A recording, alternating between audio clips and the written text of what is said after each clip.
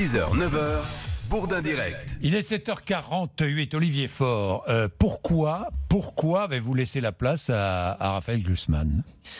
Mais ce n'est pas une question de laisser la place, c'est de considérer à un moment donné qu'on peut avoir des complémentarités. Et moi, je souhaitais faire la démonstration que nous avions un Parti socialiste ouvert, capable de s'ouvrir à nouveau sur les autres. Et de disparaître. Tellement reproché. Et capable de disparaître. Comment voulez-vous faire disparaître un parti qui est centenaire et qui a au contraire été à l'initiative sur tant de sujets et qui est à l'origine du modèle français, du modèle social français. Et donc, on a aujourd'hui la nécessité, parce que nous n'avons fait que 6% lors de la dernière élection présidentielle, de nous ouvrir à nouveau au monde intellectuel, au monde de la société civile si organisée. Si vous faites 3%, vous faites quoi là ? Imaginons que vous fassiez 3% européens. Si nous ne faisons que 3%, effectivement, ce sera un vrai sujet. Ça veut dire que nous n'aurons pas convaincu de notre capacité à rebondir, à nous réinventer avec d'autres. Et donc, ce sera effectivement un échec. Que voulez-vous que je vous dise ? 3%, ça n'a jamais été une réussite.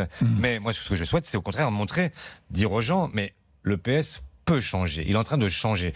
Depuis presque un an que je suis premier secrétaire. Qu'est-ce que j'ai fait ? J'ai d'abord commencé à faire en sorte que nous ayons à nouveau un projet politique sur la question européenne. Ça faisait 13 ans que nous n'avions jamais réussi à nous accorder les uns et les autres. Nous l'avons fait en octobre. J'ai voulu ensuite que nous puissions faire l'inventaire du quinquennat. Parce que quand les Français adressent un message, la moindre des choses, c'est quand même de leur répondre. Et donc de se regarder dans un miroir et se dire qu'est-ce que nous avons réussi, qu'est-ce que nous avons raté. Et maintenant, je souhaite que nous puissions effectivement opérer un rassemblement le plus large possible de la gauche et des écologistes, parce que on ne peut pas dire à la fois... réussi, Olivier Faure. Ça n'est pas complètement réussi, mais ça n'est pas de mon fait. Benoît Hamon, aujourd'hui, lui qui était là à votre place hier, ne veut pas entendre parler de ce rassemblement. Yannick Jadot, lui, alors encore moins.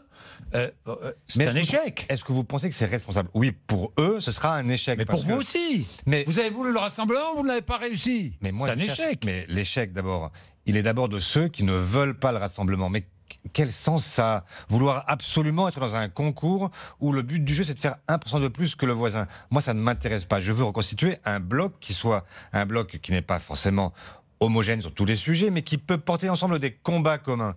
Parce que c'est la seule façon d'arriver à nouveau à être crédible pour les Français.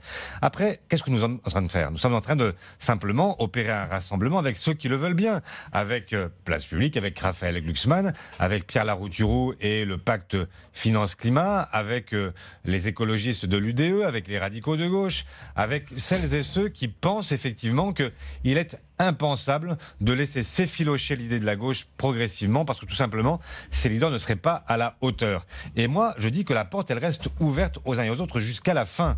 C'est-à-dire que si, à un moment donné, pris par le remords ou par la raison, ce qui serait mieux, Benoît Hamon, Yannick Jadot voulaient effectivement à nouveau composer une liste commune, j'y serais prêt et sans préalable. Parce que c'est la seule façon d'être à nouveau crédible. La politique, ça ne peut pas être simplement la querelle des égos. Oui, même au sein du Parti Socialiste, il y a division. Stéphane Le Foll a quitté le bureau national du Parti Socialiste. Il n'est pas d'accord avec votre position. Donc déjà que le Parti Socialiste était très bas, si en plus vous divisez, vous allez vous retrouver...